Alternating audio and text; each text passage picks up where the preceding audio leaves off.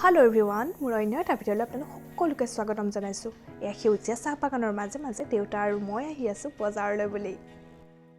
এই সেউজীয়া চাহ বাগানখিনি ইমান মনোমোহা নহয়নে বাৰু? মোৰ দৰে সেউজীয়া আৰু কাৰ কাৰ প্ৰিয় কমেণ্ট কৰিবচোন।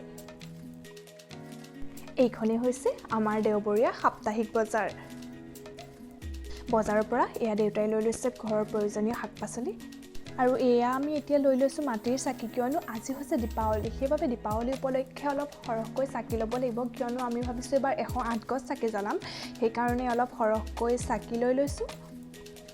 আৰু এয়া ঘৰলৈ আহি দেউতাই ৰুইছে এজোপা কলগছ, কিয়নো ইয়াত কলগছজোপাত আজি চাকি দিব লাগিব। আপোনালোক সকলোৱে হয়তো দিয়ে।